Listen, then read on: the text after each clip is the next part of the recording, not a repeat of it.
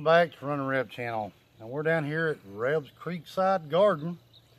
It's where I tend to spend a lot of my time.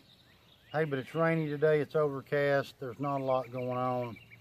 And I had somebody ask me a question on, I think it's second or third video back, about planting in the signs. You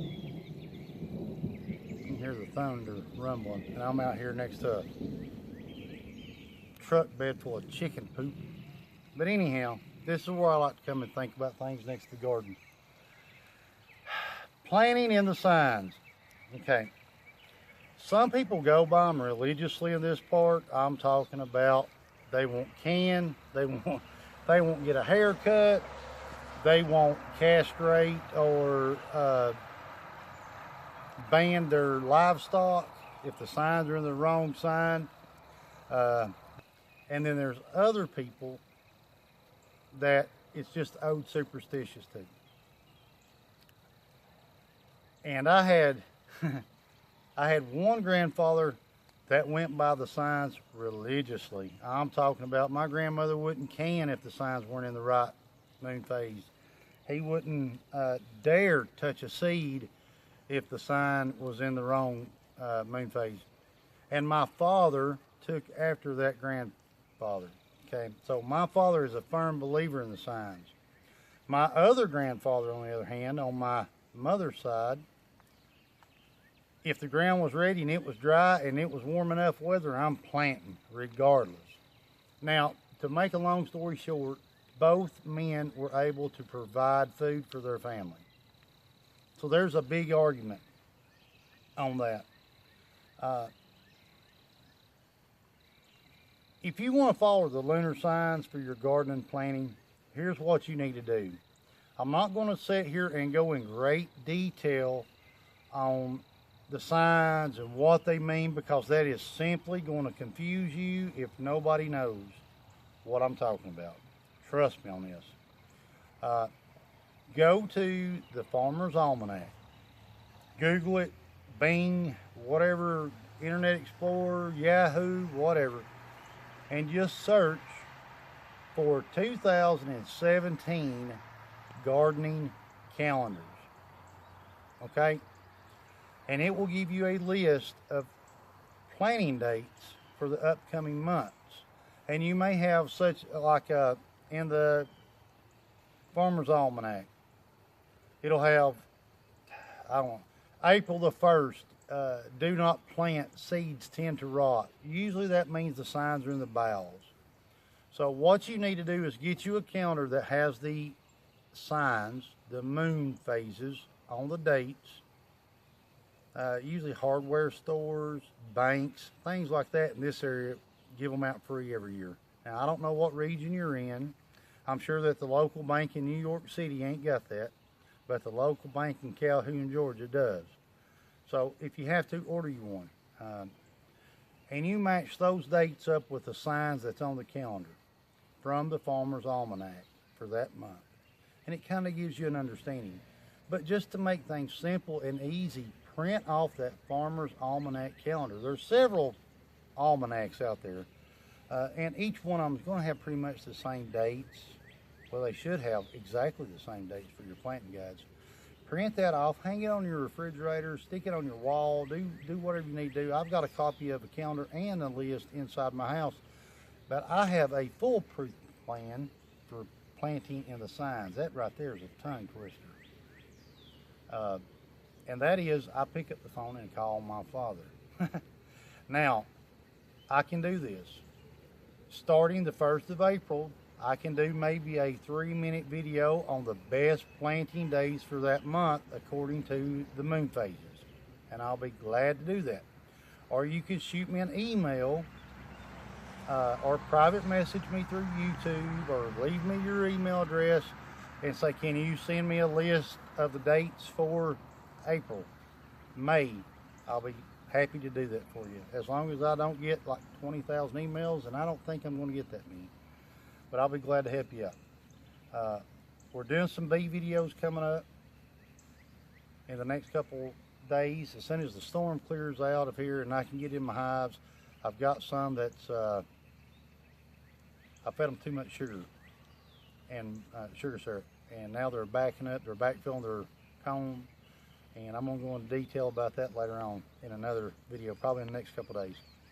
But while I got you here, I know that you've heard me talk several times in my past videos about fertilizing with animal poop, feces, whatever you want to call it, extra or manure, whatever you want, whatever slang word you want to put in there, it's poop.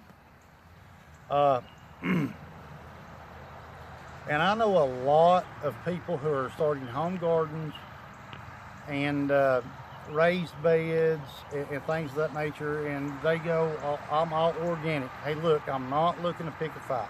Please don't take it this way. However, there are pesticides and herbicides and things of that nature, pre-emergent, post-emergent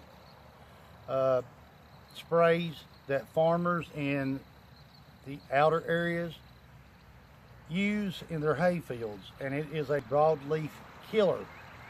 It kills broadleaf thistles and clover. Okay, and the reason they do that is because the less weeds they have, the more hay they can produce, the more feed for their animals through the winter time, and more hay they can sell. Now, with that being said, these herbicides actually pass through the digestive tract of cattle and horses, let's just say livestock in general, that eats this contaminated hay. And people are buying this and putting on their garden spots. And I get 5 or 6 calls a year by people in this area that are new to gardening, and they'll say, can you come look at this? My tomato plants are curling up, my cucumbers are turning yellow and drying up on the vine. And when I get there and I look at it and I look at them and I say, it's herbicide poison. Oh, no. Me and my neighbors, we don't use that. We're all organic. No, you may be, your neighbor may be, but that farmer that you went and got that truckload of manure from was not. So be careful. You know, not every farmer knows where their hay comes from. So if you walk up to a farmer and you say, are you using pesticides on your field? And he's only got 5 acres and he's got 6 cows on it, he's not cutting his own hay. He's buying his hay from an outside farmer, okay? And if you're selling hay, you're using herbicides. I'm here to tell you, I grew up on a farm, we used them all the time. So be careful about what you put on your garden. And you're going to buy manure that's labeled organic manure from a big box store. Be very, very careful with that. Because I have lived out in the country all my life, and I've never seen a cow with a bag tied to its butt to catch poop. So they are coming from a commercial farm and getting this stuff. Now, I use chicken litter because of one thing. I would love to use cow manure, I would love to use horse manure, but I have to use chicken litter because it is a very less likely scenario that I've got a lot of herbicide within that manure after it passes through a chicken. And plus it sits in a compost house and sits there and cooks and cooks and cooks over time. Whereas cow manure doesn't. You know, so be careful about what you put in your garden. And some people are going to say, whenever you see your tomato leaves kind of wilting and curling up, they're going to say, oh, you burned it up with that fertilizer. Or you burned it up with putting too much cow manure on it. That's really hard to do. It is and it isn't.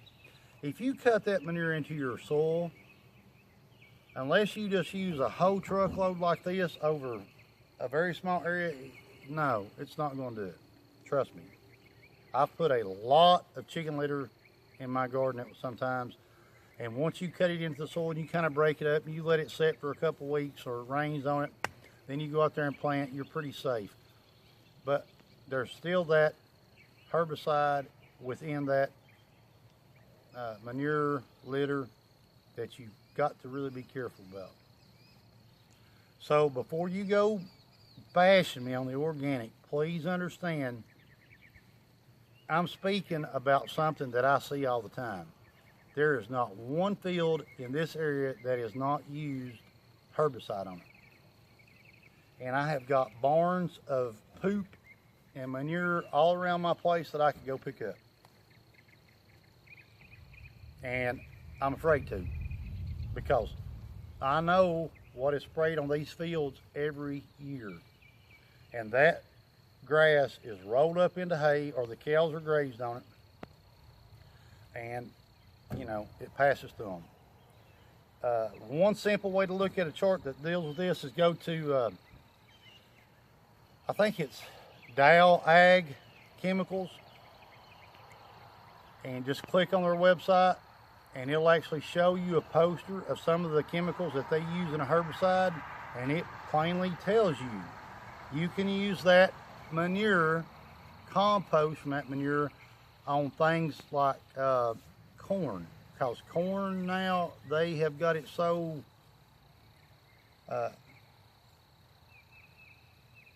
hybrid that you can pretty much spray Roundup on corn now and it won't kill it. But it also warns about putting it around soybeans and broadleaf, and you know, just putting it out where your vegetable garden is. So check into this before you start putting this stuff on your garden. Know where your stuff comes from. And another thing I'd like to tell you about is Georgia is one of the largest blueberry producing states around. I think it's probably like first or second in blueberry production in the nation.